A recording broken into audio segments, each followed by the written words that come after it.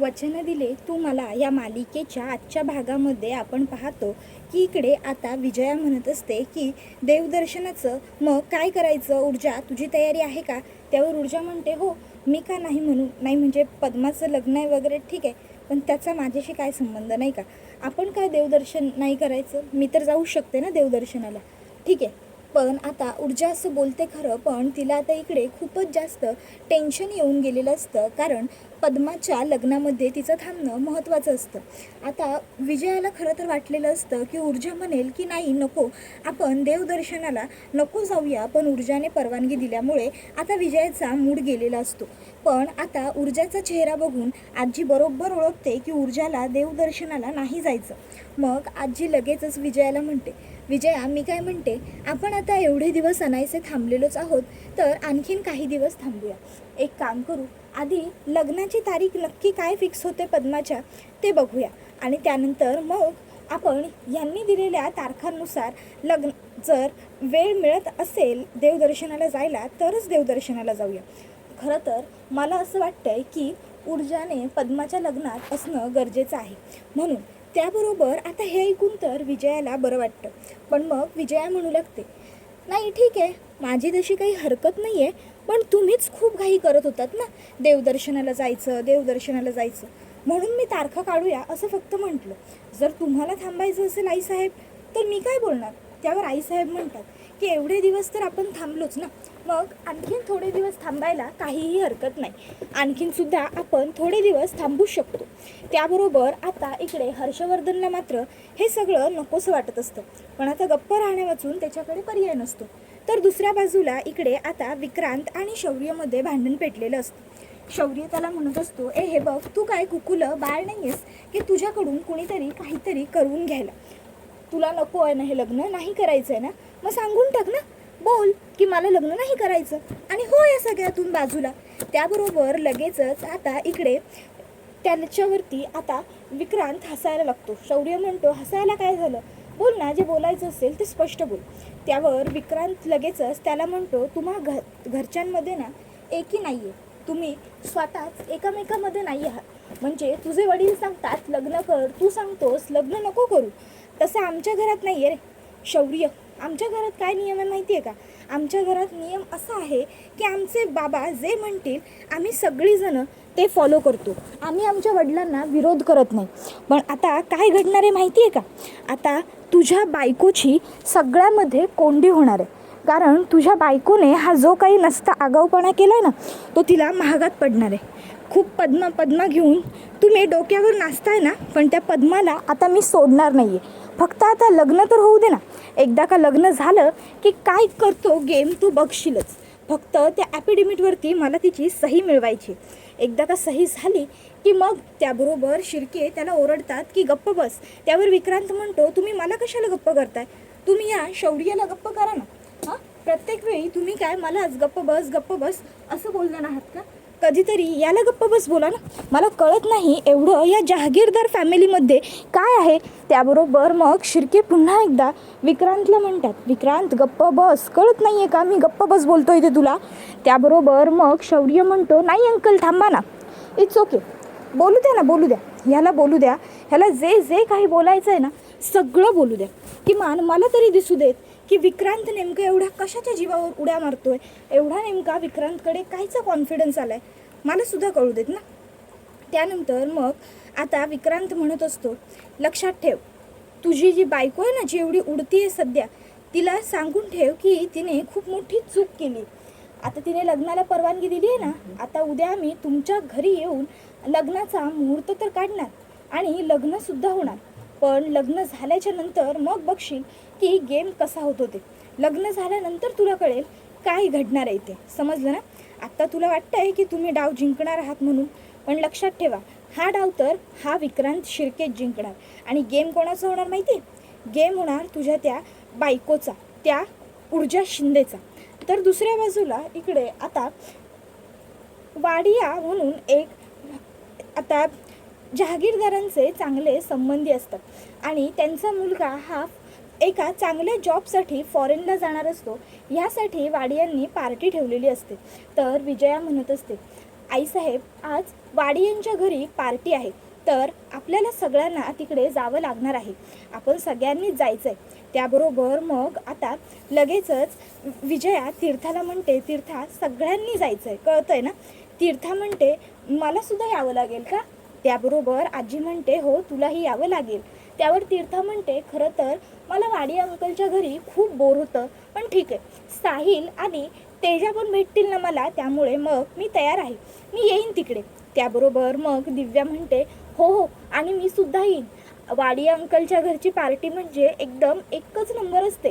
त्यांच्या घरची पार्टी म्हणजे आहा हा, काय मस्त मस्त स्टार्टर्स असतात आणि केवढे सारे स्टार्टर असतात.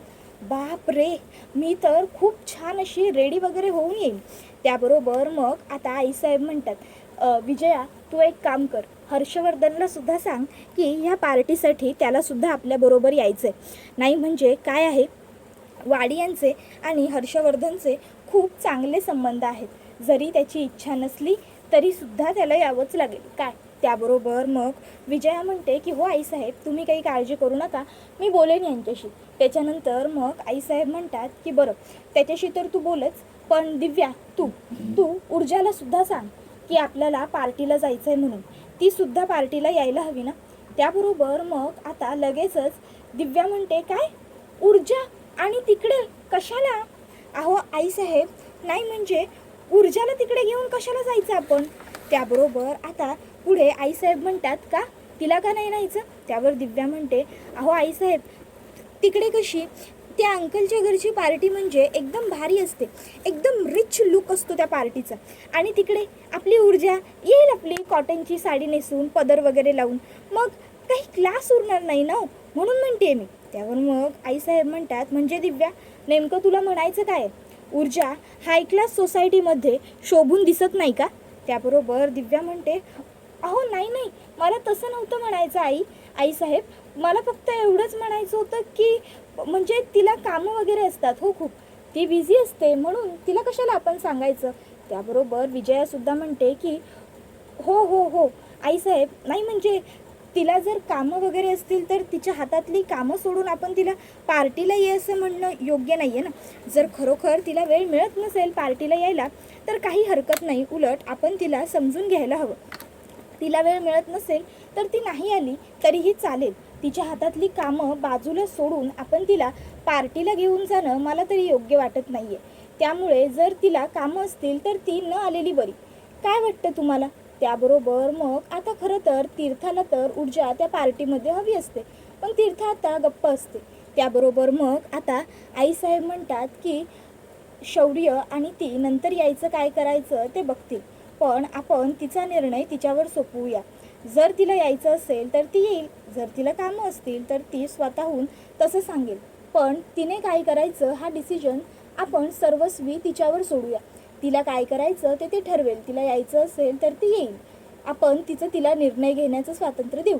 त्याबरोबर मग दुसऱ्या बाजूला इकडे आता जो शौर्य असतो ना तो इकडे आता लगेचच विक्रांतला म्हणत असतो, विक्रांत गेम माझ्या बायकोचा करणार तू.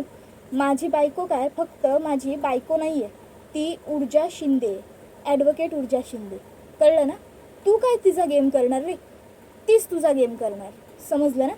आणि राहिला प्रश्न की तिने तुला घाबरण्याचा किंवा न घाबरण्याचा, तर मुळात ती तुलाच काय कोणालाच नाही घाबरत, कारण ती सत्याच्या बाजूने आणि ती एक उत्तम वकील आहे, कळलं ना.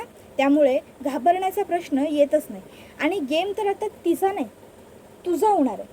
तुझ्यासारख्यांना वटणीवर आणायला माझी बायको पुरेशी आहे, त्यामुळे मला ह्या सर्व गोष्टींमध्ये पडण्याची कधी गरजच येत नाही. लक्षात ठेव, ऊर्जा आता तुला कसं लाईनवर आणते ते फक्त बघत बस. आणि तुझ्या घरात जे काय घडतंय सध्या याची जाणीव तुला नाही आहे, पण मला आहे की तुझ्या घरातलं कंडिशन सध्या काय आहे ते. त्यामुळे ना आत्ता मी तुला काही बोलत नाही, आत्ता मी शांत राहतोय. पण लक्षात ठेव, तू आज माझ्याशी जे काही बोलला आहेस, मला जे काही बोलला आहेस ना, त्या सर्वाची सूत समेट मी सगळी उदारी चुकती करेन, अगदी व्याजा सकट. आणि राहिला प्रश्न माझ्या बायकोचा, तर तिच्यासाठी तू काहीही करायची गरज नाही आहे, तीच तुला आता चांगली अद्दल घडवणार आहे. लक्षात ठेव, माझी बायको ही सत्याच्या बाजूने आणि जिंकणार सुद्धा माझीच बायको, कळलं ना? आणि एवढं बोलून मग शौर्य आता तिकडून जायला निघतो. तर इकडे दुसऱ्या बाजूला जी दिव्या असते ती ऊर्जाला सांगते, ऊर्जा, वाडिया अंकलच्या घरी पार्टी आहे, आम्ही घरातले सगळे तिकडेच चाललो. तू तिकडे येणार असशील तर ही अशी काकूबाई बनून येऊ नकोस. जर यायचं असेल तर चांगली एखादी साडी नेस. मी तुझ्यासाठी माझ्या साड्यांपैकी एक साडी काढून ठेवलेली आहे. येणार असशील तर ती साडी नेस, नाहीतर येऊच नकोस. एवढं बोलून दिव्या जाते. त्याबरोबर त्या ठिकाणी आईसाहेब येतात. आईसाहेब ऊर्जाला म्हणतात, ऊर्जा, वाडी यांच्या घरी पार्टी आहे आणि आम्ही सगळे तिकडे चाललो. हे बघ, तुला जर जमलं तर शौर्याबरोबर तू सुद्धा ये, आणि जर नाही जमलं तुझ्या कामामुळे तर काही हरकत नाही, पण जर जमलं तर नक्की ये. काय? त्यावर ऊर्जा म्हणते, हो चालेल ना, मी शौर्य आला की काय करायचं ते बघते आईसाहेब. त्यानंतर मग आता लगेचच आईसाहेब ह्या तिकडनं ऊर्जा, कदाचित आम्हाला यायला रात्री उशीरही होऊ शकतो, एवढं सांगून निघून जातात. आता आईसाहेब तिकडनं गेल्याच्या नंतर मग लगेचच ऊर्जा इकडे विचार करते की काय झालं असेल. शौर्यने गेलाय तिथपासून मला एक कॉलही रिटर्न केलेला नाही आहे ना, मेसेज वगैरे काही केलाय. तिकडे सगळं ठीक असेल ना? मीच मेसेज करते आता शौर्यला.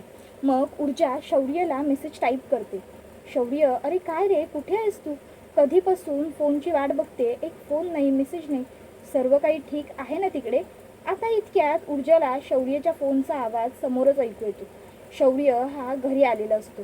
आता ऊर्जा शौर्याला बघते आणि म्हणते, शौर्य, अरे तू कधीपासून वाट बघते, ये ये ये. आणि मग ती लगेचच शौर्याला बोलवते. शौर्य तिकडे येतो. आता शौर्य हा खूप जास्त डिस्टर्ब असतो.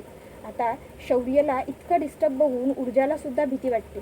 ऊर्जा म्हणते, काय झालं शौर्य, तू इतका डिस्टर्ब का दिसतोयस? काय झालं? अर्पिताची तब्येत खरोखर बरी नाही आहे का?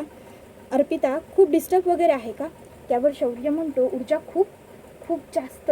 अगं म्हणजे मला अर्पिताची अवस्था बघवली नाही, इतकी जास्त वाईट अवस्था झाली आहे तिची.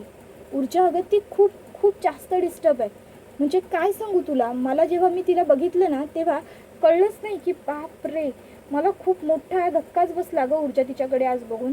म्हणजे एका क्षणासाठी तर मी तिकडे का गेलो असंच वाटलं मला तिला भेटायला.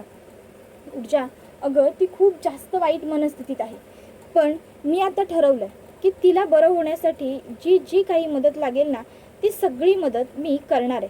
त्यावर ऊर्जा म्हणते, अरे मग ही तर शौर्य चांगली गोष्ट आहे ना, मग त्यासाठी तुला विचार करण्याची काय गरज आहे? शौर्य, अरे चांगल्या गोष्टींमध्ये इतका विचार करायचा नसतो. मी काय म्हणते, आपण एक काम करूया, घरचे सगळ्यांना वाडिया अंकलच्या घरी पार्टीला गेलेत, आपण सुद्धा तिकडे जाऊया. जर आपण दोघं सुद्धा गेलो ना तर तुझा मूड जरा फ्रेश होईल आणि तुला सुद्धा बरं वाटेल. चल, आपण पण निघूया आणि त्यांच्या घरी जाऊया. त्याबरोबर शौर्य म्हणतो, नाही ऊर्जा, थांब. हे बघ, आपण त्यांच्या घरी पार्टीला जाण्यापेक्षा आज घरामध्ये कोणीच नाही आहे, वातावरण शांत आहे, निवांत आहे. तर तू मला नेमकं तू पद्माच्या केसचं काय करणार आहेस ते सांग. ऊर्जा, तू खरोखर त्या विक्रांत बरोबर पद्माचं लग्न होऊन देणार आहेस का, की नेमकं तुझ्या डोक्यामध्ये काही दुसरं सुरू आहे? आपण ह्या विषयावर निवांत बोललोच नाही आहोत.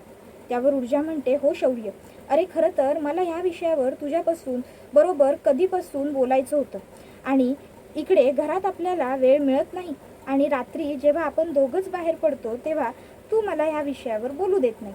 असो, आत्ता जर तुला आठवण आली आहे तर आपण बोलूया. त्याबरोबर मग शौर्य म्हणतो, ऊर्जा, मला खरं खरं सांग, तू खरोखर त्या विक्रांत बरोबर हे लग्न होऊन देणार आहेस का पद्माचं? त्यावर ऊर्जा म्हणते, नाही नाही शौर्य, अरे मी असं कसं पद्माचं लग्न त्या विक्रांत बरोबर होऊन देईन? अरे तू किती नालायक मुलगा आहे हे मला माहीत नाही आहे का? मी असं काहीही करणार नाही आहे. त्या विक्रांतचं लग्न पद्माबरोबर मी होऊच देणार नाही आहे. हा सर्व त्यांचा एक प्लॅन आहे. त्यांनी काय केलं आहे, त्यांनी अगदी हुशारीने आधीच एक ॲफिडेविट बनवून घेतलं आहे, आणि ते लोक इकडे पद्माकडून त्या ॲफिडेविटवरती सह्या करून घेणार आहेत की एकदा का तिचं आणि विक्रांतचं लग्न झालं की त्यानंतर मग ती विक्रांतवरती कुठलीही केस कधीच करणार नाही, ती सगळा केस माफ करेल, मागे घेईल वगैरे वगैरे. म्हणून मी आता काय करणार, जो दिखावा ते करता आहेत ना तोच दिखावा मी सुद्धा चालू ठेवणार. त्यांना लग्न लावायचं आहे ना, ठीक आहे, बोलायचं आपण. लग्नाच्या दिवसापर्यंत आपण सगळ्यांनी सुद्धा गप्प बसायचं, आणि मग लग्नाच्या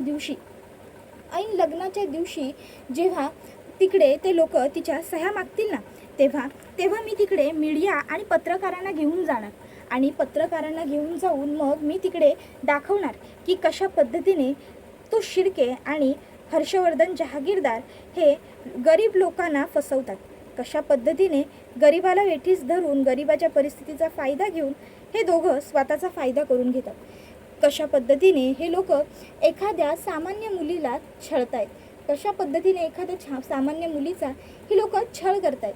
ह्या सर्व गोष्टी मी मीडियासमोर दाखवणार आणि मग यांना एक्सपोज करणार. तर दुसऱ्या बाजूला इकडे जी अर्पिता असते ती आता शॉपिंगला निघालेली असते.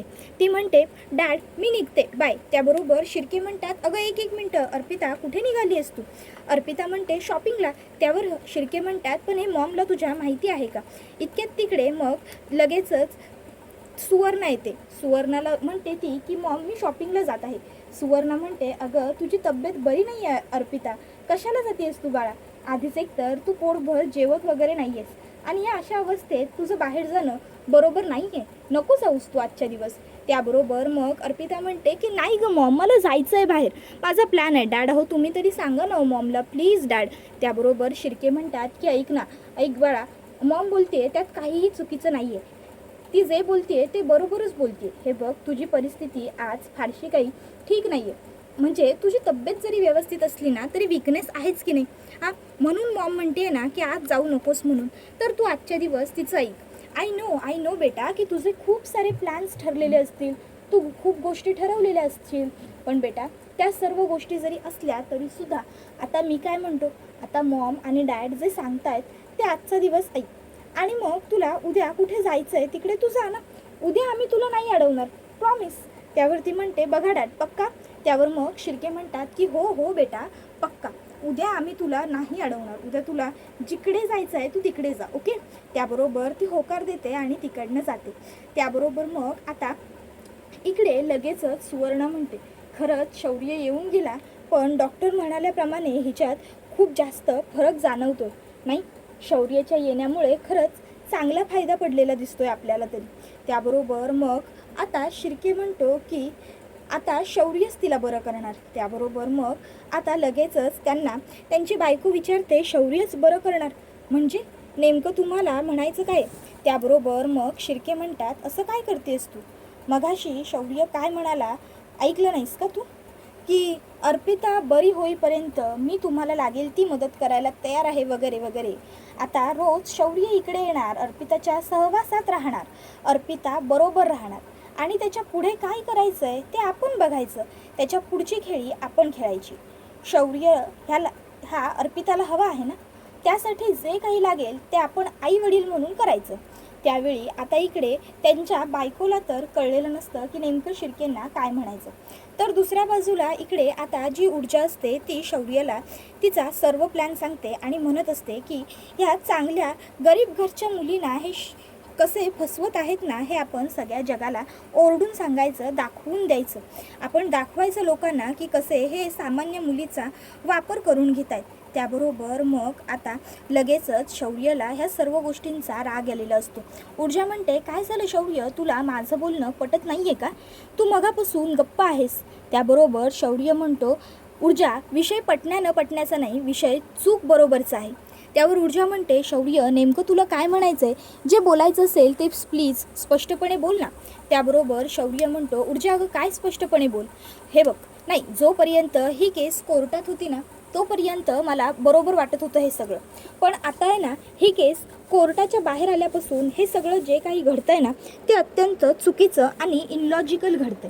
ऊर्जा अगं आता ह्या केसमध्ये आहे ना काहीही उरलेलंच नाही आहे. म्हणजे पूर्वी मला खरंच तुझा अभिमान वाटायचा की माझ्या बायकोने खरंच पद्मासारख्या मुलीला न्याय वगैरे मिळवून दिला, पण आता हे जे सुरू आहे ना ते सगळं चुकीचं आहे. त्याबरोबर ऊर्जा म्हणते अरे पण हर्षवर्धन जहागीरदार आणि शिर्के. त्यावर शौर्य म्हणतो हेच ऊर्जा हेच चुकतंय, सारखं तू ज्यांना हर्षवर्धन जहागीरदार म्हणतेस ना ते माझे डॅड आहेत, कळतंय का तुला. त्यावर ऊर्जा म्हणते शौर्य अरे ते तुझे डॅड आहेत म्हणून त्यांना काही जस्टिस मिळत नाही ना, म्हणून त्यांनी केलेलं सगळं बरोबर आहे असं तर सिद्ध होत नाही ना. त्यावर शौर्य म्हणतो नाही नाहीच होत हे सिद्ध, आणि मी म्हणतही नाही आहे की असं झालं पाहिजे. पण ऊर्जा, तू आत्ता हे जे काही करायचं बोलतेस ना, हे सगळं अत्यंत चुकीचं आहे, वाईट आहे हे सगळं. त्यावर ऊर्जा म्हणते, अरे शौर्य, पण असं का वाटतंय तुला की हे चुकीचं बोलते आहे म्हणून? मी जे बोलते आहे ना ते बरोबर आहे.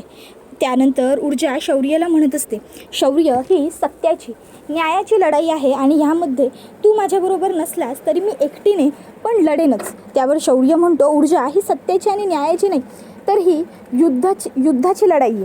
हे युद्ध चालू आहे, फक्त सुडाचं युद्ध, समजलं ना तुला? आणि हे जे काही सुरू आहे ना सध्या, ते सगळं मला अजिबातच पटत नाही आहे. हे सगळं खूप चुकीचं सुरू आहे. त्यानंतर शौर्य आणि ऊर्जामध्ये आता कडाक्याचं मोठ्ठं भांडण झालेलं असतं.